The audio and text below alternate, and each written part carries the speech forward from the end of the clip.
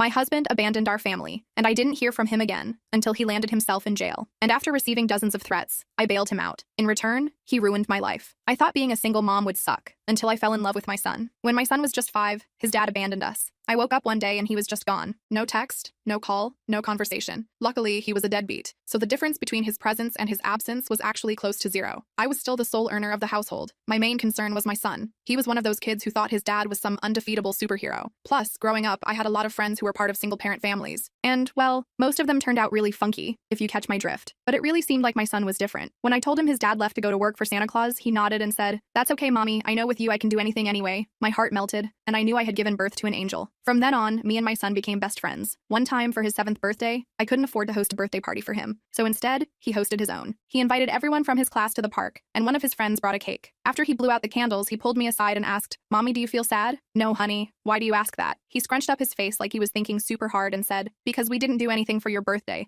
and all these people are here for mine." I just lifted him up and twirled him around. I assured him it was his day, and he deserved to be celebrated without worrying about me. He just shrugged his shoulders and ran back to his friends, and he should have been enough for me, but he wasn't. One night at 3 a.m., I found myself clutching his dad's, my ex-husband's, old hoodie, and I thought about how it felt to have someone's arms around me at night, to know someone has your back, no matter what, to have someone to lean on. Usually I try to stifle the tears and blink them away, but since it was dark and I was alone, I thought it was safe to let myself cry. So I cried. A lot. I could feel my face throbbing from how hard the tears were coming out, and apparently, I woke up my son. Except I didn't realize it until he came in and asked if everything was okay. I immediately plastered on a huge smile and told him I had just finished watching The Lion King and was thinking about Mufasa's death. I assumed he had bought it, because he immediately nodded and trotted back to bed. But the next morning, I woke up to the smell of burnt toast. I went downstairs and saw my son had tried to make me breakfast. My plate was loaded with strawberries, charcoal black toast, and some raw spaghetti noodles, his favorite snack. He told me there was no reason to be sad, because he loved me. I hugged him until he couldn't breathe. I knew he was the love of my life, my beautiful son. And as I sat down eating the charcoal toast with a smile, I got the text. It was a photo from an unknown number. The text was a link from the county sheriff's website. His dad had been arrested. I wasn't even surprised. I knew it was probably for substances. But when I read the charge, my eyes literally popped out of my head. Authorities had found content on his computer, and whoever was texting me wanted me to pay bail. I stared at my phone for what felt like hours, but was probably only a few minutes. Jamie was chattering away about his plans for the day, completely oblivious to the bomb that had just exploded in my world. The text was from an unknown number, but it had to be someone who knew Mark and me. I couldn't wrap my head around what I was reading. My stomach churned and I nearly vomited right there at the kitchen table. My first instinct was to block the number and pretend I never saw it. Mark was out of our lives, and he deserved to rot in jail for what he'd done. I deleted the text and tried to focus on Jamie, who was now explaining the intricate rules of a game he'd invented. Jamie had always been creative like that. He could literally turn a pile of rocks and some sticks into an entire imaginary world, with complicated social structures and everything. His teacher even mentioned it during our last parent-teacher conference, saying he had an extraordinary imagination. An hour later, another text came through. "This is Richard, Mark's friend. He needs $15,000 for bail. He said you'd help." I nearly laughed out loud. $15,000? I could barely afford our rent. The audacity of these people. Like, seriously, I was eating ramen 3 nights a week and buying Jamie's clothes from thrift stores just to make ends meet. There were nights I'd skip dinner altogether just so Jamie could have seconds if he wanted them. Not that I ever let him know that. I'd just say I wasn't hungry or had a big lunch. And even if I had the money, why would I spend it on the man who abandoned his family and had now been arrested for something so horrific? I blocked that number too, and took Jamie to the park, determined to push the whole thing out of my mind. The weather was perfect, and watching Jamie race around with other kids almost made me forget about the morning's disturbing messages. Almost. He had this way of completely throwing himself into whatever he was doing. Full throttle, no reservations. That day he spent almost an hour just collecting different colored leaves, categorizing them by shape and size. It was adorable and exactly what I needed to distract me. When we got home, there was a note taped to our door. My hands shook as I pulled it off and read it. "We need to talk about Mark. Call me, Richard." And there was a phone number. I crumpled it up and threw it in the trash as soon as we got inside. I didn't know any Richard, and I certainly wasn't going to help Mark. That night, after Jamie was asleep, I Googled Mark's charges. The local news had a small article about it. It was real. My ex-husband, the father of my child, was in jail for having pictures of children on his computer. I felt sick and couldn't sleep. I just kept tossing and turning, thinking about all the signs I might have missed. We had been together for almost 8 years total, married for 6 of them. How could I not have known? Had there been clues I'd ignored? Was Jamie safe during those years? These questions circled in my head like vultures, making me physically nauseous. I must have finally fallen asleep around 4 a.m., but woke up feeling like I'd been hit by a truck. The next morning, I had 3 missed calls from the same number Richard had left. I was getting ready to block it when a text came through that made my blood run cold. "I know you're ignoring me. I'm your landlord's nephew. Uncle Greg wants to help Mark too. Don't make this difficult." I dropped my phone. Our landlord was Greg Mercer, a well-connected businessman who owned half the properties in our small town. I'd met him exactly twice, when signing the lease and when he came to fix a leaky pipe. He'd seemed nice enough, but distant. I never knew he had any connection to Mark. I called the number with shaking hands. "Hello, Melissa." Finally, a smooth voice answered. It was Richard Mercer. He explained that he and Mark had been friends since college, and that Greg had rented to us as a favor to Mark. Richard insisted that there was a misunderstanding about Mark's charges, that someone had hacked his computer or set him up. I didn't believe a word of it. When I told him I couldn't afford bail even if I wanted to help, his voice turned cold. "That's disappointing. Uncle Greg was really hoping you'd be more cooperative. He might have to rethink your living situation." The threat was clear. I hung up and immediately started to panic. We couldn't afford to move, and finding another affordable place in town would be nearly impossible with Greg Mercer controlling so much of the rental market. Our apartment wasn't fancy by any means. The carpet was at least 10 years old, the appliances were outdated, and the bathroom sink had this weird gurgling sound whenever you used it, but it was ours. Jamie's school was just 3 blocks away, and my job was a 15-minute bus ride. We had built a life here, created routines and memories in this space. I called in sick to my job at the dental office and spent the day researching tenant rights while Jamie was at school. I found myself going down internet rabbit holes about eviction laws and tenant protections, printing out pages from legal aid websites and highlighting sections that might help us. My coworker Tina texted to check if I was okay, and I lied and said I had a stomach bug. Tina and I weren't super close or anything, but she was always nice to me and often covered my shifts when Jamie had school events. She was one of those women who seemed to have everything together: perfect hair, coordinated outfits, a husband who brought her lunch sometimes. I always felt a little shabby next to her, but she never made me feel bad about it. The next day, Richard was waiting outside my workplace when I finished my shift. He was leaning against a shiny black car, looking like he owned the world. I tried to walk past him, but he stepped in front of me. "Uncle Greg's willing to front the bail money," he said smoothly. "You can pay him back monthly." I shook my head and tried to step around him. "Mark is not my problem anymore." Richard's smile didn't reach his eyes. "He's Jamie's father, and Uncle Greg is your landlord. I'd say that makes Mark very much your problem." I walked away without answering, my heart pounding. My hands were shaking so badly I could barely get my key into my car door. I sat in the driver's seat for a good 5 minutes just trying to calm down enough to drive. A million thoughts ran through my head, from packing up and leaving town in the middle of the night to calling the police about Richard's harassment. But I had nowhere to go, no family nearby to help, and barely enough savings to cover next month's rent, let alone fund a big move. That evening, Greg Mercer himself called me. His voice was friendly but firm as he explained that he considered Mark like family and wanted to help him through this unfortunate misunderstanding. When I remained non-committal, his tone changed. "Your lease is coming up for renewal soon, isn't it? Rents are going up all over town. It's a shame, with a young boy to raise." I was shaking by the time I hung up. I felt trapped in a nightmare that kept getting worse. That night, I sat at our tiny kitchen table after Jamie was asleep,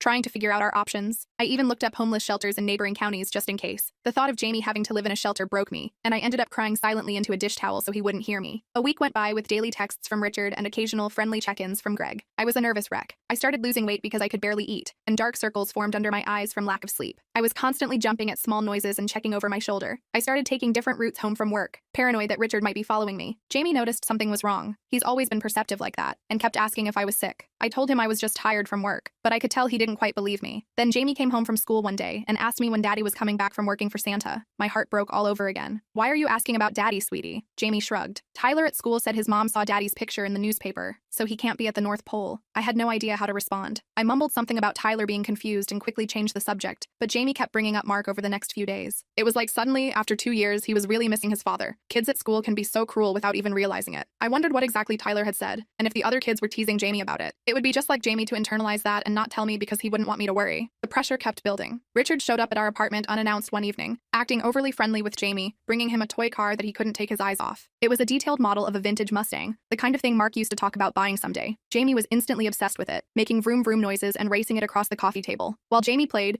Richard told me in hushed tones that Mark's trial date was approaching, and without bail, he'd stay in jail until then. "What kind of mother keeps a child from his father?" he asked with fake concern. I wanted to scream that a father who looks at pictures of children doesn't deserve to see his son, but Jamie was right there, happily zooming his new car around the living room. After Richard left, I noticed Jamie playing with the car for hours, even taking it to bed with him. It broke my heart that such a simple toy could mean so much to him. It was a stark reminder of how much he missed having a father figure in his life. The next blow came when Tina pulled me aside at work. "The office manager got a weird call yesterday," she whispered. "Someone claiming you have an unstable home situation and shouldn't be working with patients. What's going on?" I felt like I couldn't breathe. They were trying to get me fired now. My job at the dental office wasn't glamorous. I scheduled appointments, filed insurance claims, and sometimes helped sterilize equipment, but it paid the bills and had decent health insurance for Jamie. The thought of losing it was terrifying. I made it through my shift somehow and called my parents that night, breaking down as I explained the situation. They lived on a fixed income in a one-bedroom condo in Florida, so staying with them wasn't an option. My dad insisted on sending me what little he could spare, but it was nowhere near enough for bail or even for a security deposit on a new place. I felt guilty even telling them about it, knowing they would worry and try to help despite their own financial struggles. My mom had health issues that required expensive medication, conditions,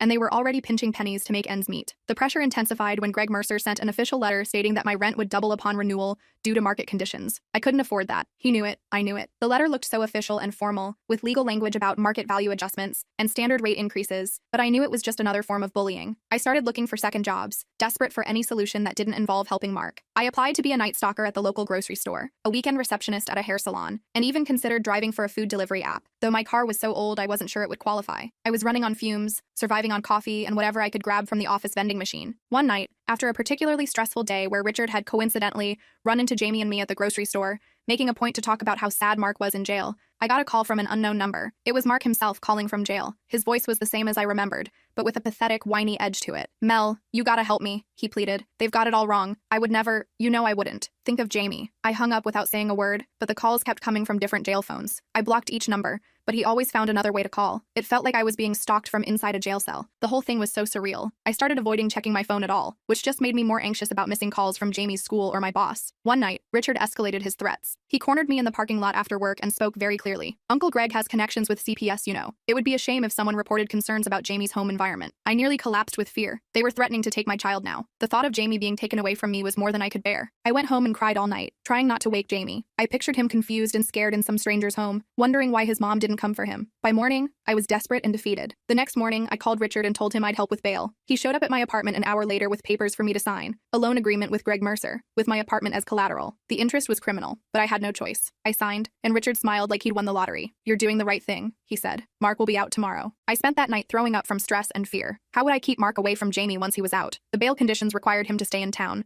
and with the Mercers backing him, I felt completely trapped. I couldn't sleep, couldn't eat, couldn't think straight. I felt like I was signing a deal with the devil, and the cost would be more than just money. Mark showed up at our door 3 days later, looking thin and twitchy. I refused to let him in, speaking to him through the chain lock. He started crying, insisting he was innocent, that someone had planted the files on his computer. I told him the bail was a loan I had to repay, and that he wasn't welcome in our home. He left eventually, but I knew it wasn't over. Jamie spotted him from the window and asked a million questions about why Daddy was outside but didn't come in. I made up some story about Daddy being sick and needing to get better before he could visit. The lies were piling up and I was drowning in them. I hated lying to Jamie, but how do you explain something like this to a 7-year-old? I tried to distract him with a new Lego set I'd been saving for his half-birthday, but he kept glancing at the window like he expected Mark to reappear. For the next 2 weeks, Mark called constantly and showed up unannounced. Richard and Greg kept pressuring me to let Mark see Jamie, suggesting that if I didn't, they might have to reconsider our arrangement. I was between a rock and a hard place. I felt like I was barely treading water, just trying to keep Jamie's life as normal as possible while everything around us was falling apart. I started experiencing anxiety attacks. My heart would race, my hands would shake, and sometimes I'd feel like I couldn't breathe. I was afraid to go to sleep, afraid to go to work, afraid to let Jamie out of my sight. Eventually, I agreed to supervised visits at a public park. The first one was awkward and tense. Jamie was shy at first, then gradually warmed up as Mark showered him with attention and promises about all the things they'd do together. I sat on a bench nearby, never taking my eyes off them, feeling sick the entire time. Mark brought Jamie a remote-controlled car and showed him how to use it. Jamie was delighted, racing it around the playground while Mark cheered him on. To anyone watching, we probably looked like a normal family enjoying a day at the park, but I felt like I was performing in some horrible play, pretending everything was fine when it was anything but. After the visit, Mark started pushing for more. Unsupervised time, overnight visits. I refused, and the threats from Richard ramped up again. He started showing up at my workplace almost daily, always with that same smug smile. Always with a new threat or demand. My boss started giving me concerned looks, clearly wondering about this man who kept asking for me but never made an appointment. I was afraid I'd lose my job, afraid I'd lose my apartment, afraid I'd lose Jamie. One evening, I came home from work to find Jamie playing happily with Mark in our living room. My neighbor, Mrs. Chen, who sometimes watched Jamie after school, explained that Mark had shown up claiming I'd asked him to pick Jamie up. I was furious and terrified. Mrs. Chen was apologetic, explaining that Jamie had seemed so happy to see his father that she assumed it was arranged. She didn't know the whole story. How could she? I'd been too ashamed and scared to tell anyone what was really going on. I waited until Jamie was in bed, then confronted Mark, who had refused to leave. "You can't just come into my home without permission," I hissed. Mark's face changed, the mask of the doting father slipping to reveal something cold and calculating. "It's not just your home," he said. "Richard told me about your arrangement with Greg. You're on thin ice, Mel. One word from me, and you're both out on the street." That night, I couldn't sleep. I kept checking that the doors and windows were locked, afraid of what Mark might do. I even pushed the couch in front of the door, an old habit from when Mark used to come home drunk and angry in the early days of our marriage, before Jamie was born. Those memories came flooding back, the walking on eggshells, the unpredictable mood swings, the way he could go from charming to menacing in an instant. I'd worked so hard to forget that version of Mark, to only remember the decent moments for Jamie's sake. But now I was forced to confront the truth. Mark had always been dangerous. The next day, I called a domestic violence hotline and explained my situation. They suggested applying for an emergency restraining order based on Mark's threats and unauthorized entry. I took a day off work and went to the courthouse with all the threatening texts from Richard,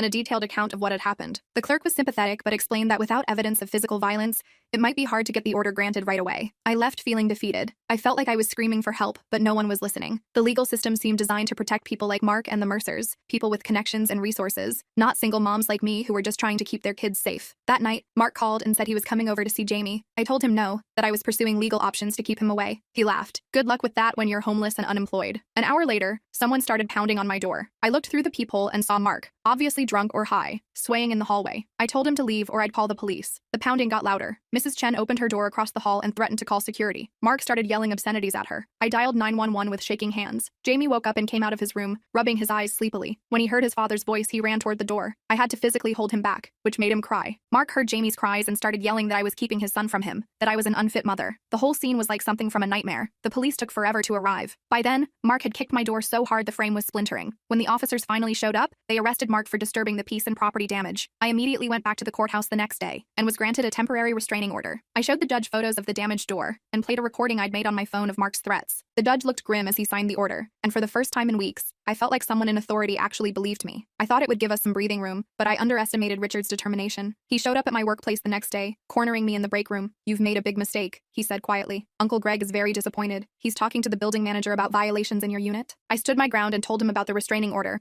warning that if he kept harassing me, I'd report him too. He just smiled. Restraining orders are just pieces of paper. They don't stop anything. That night, someone slashed my car tires. The next day, my boss called me into his office to discuss concerns about my performance that had never been mentioned before. Jamie came home from school upset because a man had approached him at recess, telling him his mom was keeping his daddy away because she was a bad person. It was Richard. I called the police, but they said without evidence there wasn't much they could do. I was at my breaking point. I started sleeping with a baseball bat next to my bed and jumped at every sound. Jamie began having nightmares and wetting the bed, something he hadn't done since he was 4. I felt like I was failing him, like I couldn't protect him from all this ugliness. I began to wonder if we should just leave everything behind and disappear. My coworker Tina noticed how ragged I looked and insisted on buying me lunch. Over sandwiches, I finally broke down and told her everything. To my surprise, her eyes hardened with recognition when I mentioned Richard's name. "That sleazeball hit on every woman at my old firm," she said. "He got fired after a secretary filed a harassment claim." For the first time, I felt a tiny flicker of hope. Someone else knew Richard was bad news. Tina was indignant on my behalf, her usually perfect composure breaking as she cursed under her breath about entitled jerks who think they can get away with anything. She took my hand across the table and promised she would help however she could. Tina introduced me to her brother Sam, a paralegal at a local law firm. He listened to my story and offered to talk to one of the attorneys about taking my case pro bono. Within days, I had legal help. My lawyer, Grace Wilson, was a no-nonsense woman who specialized in domestic abuse cases. She immediately sent cease and desist letters to both Richard and Greg Mercer. She also helped me document every interaction, threat, and incident. The temporary restraining order against Mark was extended, and we filed a harassment complaint against Richard. Greg Mercer suddenly became scarce, communicating only through a property management company. I began to think we might actually get through this. Then one night, I woke to the sound of breaking glass. Someone was in our apartment. I grabbed the baseball bat and Jamie, locking us both in the bathroom while I called 911. I could hear someone ransacking the living room, getting closer to Jamie's bedroom. The dispatcher kept telling me to stay calm, that officers were on the way. The bathroom door handle started to turn. I gripped the bat, positioning myself in front of Jamie, who was crying quietly. The door burst open, and there was Mark, wild-eyed and reeking of alcohol. "You think you can keep my son from me?" he slurred, lunging forward. I swung the bat as hard as I could, hitting him in the shoulder. He stumbled back, cursing. Jamie was screaming now. Mark came at me again, and this time I hit him in the knee. He went down just as the sound of sirens filled the air. The police arrested Mark, and this time the charges were serious: breaking and entering, violating a restraining order, attempted assault. Jamie and I spent the night at Tina's apartment, both of us too shaken to sleep. Tina set us up in her guest room, bringing us extra blankets and making hot chocolate for Jamie. Her husband Mike was kind too, offering Jamie his old handheld video game to play to keep his mind off things. They had a comfortable home in a nice neighborhood, with family photos on the walls and matching furniture sets, the kind of stable, normal life that felt impossibly out of reach for me. In the morning, Grace called with news that Mark was being held without bail due to the violation. It should have been a relief, but I knew we still weren't safe in our apartment, not with Richard and Greg Mercer still out there. Our apartment didn't feel like home anymore anyway. The broken window was boarded up with plywood, making the living room dark and depressing. There were still shards of glass we kept finding in the carpet, no matter how carefully I vacuumed. Jamie refused to sleep in his own bed, insisting on curling up next to me each night. I didn't mind. I wanted him close where I could protect him, but it was just another sign of how deeply this trauma had affected him. Greg sent a formal eviction notice the next day, citing the property damage from the break-in as a lease violation. Grace immediately filed a counter motion, arguing that the eviction was retaliatory and illegal. The court date was set for 3 weeks away. In the meantime, I was still legally entitled to stay in the apartment,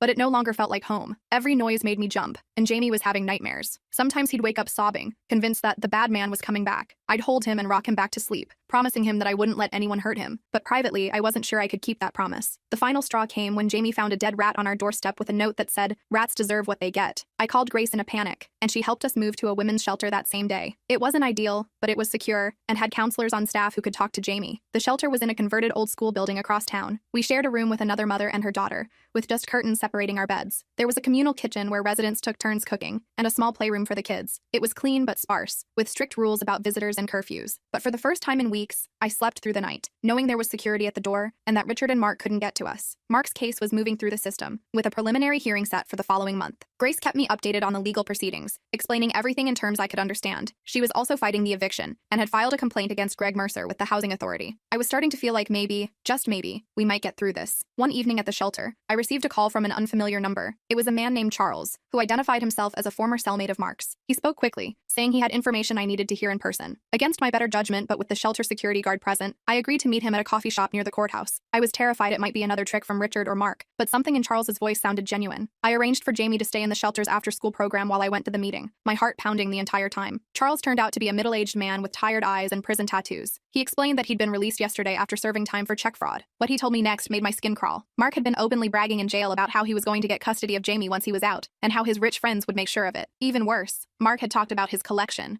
and how he'd been smart enough to have backups hidden where the police wouldn't find them. Charles said he had daughters of his own and couldn't stomach it. He decided to tell me as soon as he got out. I thanked him for the information and immediately called Grace. She arranged for me to speak with the detective handling Mark's case. The detective took Charles's information and promised to follow up, but warned me that secondhand jail conversations might not be enough for additional charges. Still, it was something. I went back to the shelter feeling both sick about what I'd learned and grateful that Charles had come forward. It gave me a strange sense of hope that even in the darkest places, there were still good people willing to do the right thing. A week later, Richard Mercer was arrested. One of his ex-girlfriends finally pressed charges for stalking and harassment, and several other women came forward with similar stories. The local paper ran a small article about it, mentioning that police were investigating other potential crimes. Greg Mercer issued a statement distancing himself from his nephew, claiming he had no knowledge of Richard's personal problems. So many women had stories about Richard, stories of unwanted advances, of persistent harassment, of threats when they turned him down. It was like a dam had broken, and suddenly everyone was willing to talk about the open secret of Richard Mercer's behavior. With Richard in legal trouble of his own, the pressure from the Mercer family eased. Greg's lawyer reached out to Grace, offering to drop the eviction proceedings if I would agree not to sue for harassment. Grace countered by demanding that the bail loan be forgiven, and 3 months of rent-free living to compensate for the stress and damage. Surprisingly, Greg agreed. I later learned that with Richard's arrest, the police had obtained a warrant for his electronic devices, and found communications about pressuring me that implicated Greg. He was cutting his losses. The women's shelter connected me with a child psychologist who specialized in trauma. Jamie started weekly sessions to process everything that had happened. He had so many questions about his dad,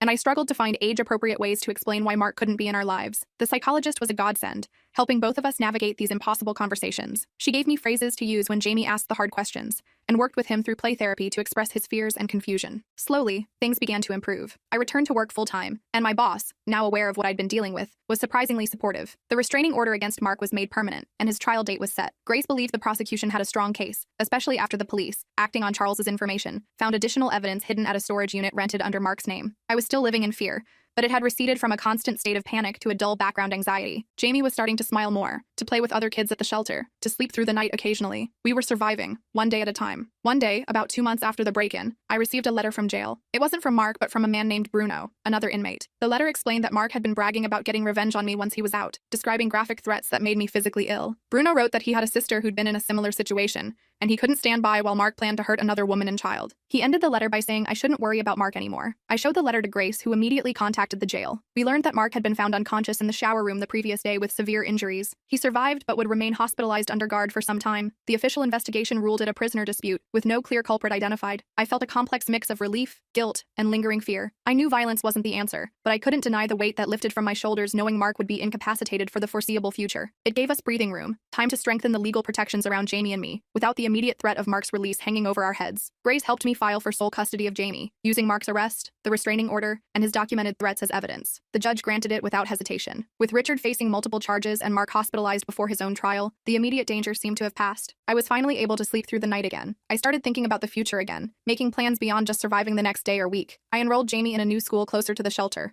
where no one knew our history. He joined a soccer team and made new friends. I looked for a better job, one with more hours and better pay. I started saving every penny I could, determined to build a new life for us far from the shadows of Mark and the Mercers. 3 months after the break-in, Jamie and I moved to a different apartment in a neighboring town. It was a bit further from my job, but worth the commute to have a fresh start. The new place was smaller but brighter, with a little balcony where we set up a container garden. Jamie was slowly returning to his cheerful self, making friends at his new school and talking less about his father. We planted tomatoes and herbs in colorful pots, and Jamie checked on them every day before and after school, delighted when the first tiny green tomatoes appeared. It was healing for both of us, watching something grow and thrive under our care. One Saturday morning, there was a knock at our door. I tensed automatically, then checked the peephole. It was Charles, the former inmate who'd warned me about Mark. He looked different in clean clothes with his hair cut neatly. He apologized for showing up unannounced, but explained that he'd found my address through Grace, who had helped him connect with a re-entry program. He wanted to make sure Jamie and I were doing okay. I invited him in for coffee, and we talked for hours. He told me about his 3 daughters, who lived with their mother in another state, and his plans to rebuild his life now that he was out of prison. There was something calm and steady about him that put me at ease. Before he left, he asked if he could come by the following weekend to help fix a wobbly shelf he'd noticed in the kitchen. I surprised myself by saying yes. Charles became a regular visitor over the next few months. He found work as a mechanic and was taking night classes to get his associate's degree. Jamie adored him, especially when Charles taught him how to change a tire on my car and build a model rocket for his science project. I found myself looking forward to his visits more than I wanted to admit. We were careful, taking things very slowly. Charles was upfront about his past mistakes and his determination to stay on the right path. Grace checked him out thoroughly and found nothing concerning beyond the non-violent offense he'd already disclosed. 6 months after our first meeting, Charles asked if he could take me on a proper date. Jamie stayed with Tina, who had become like a sister to me through all the chaos. Charles took me to a simple Italian restaurant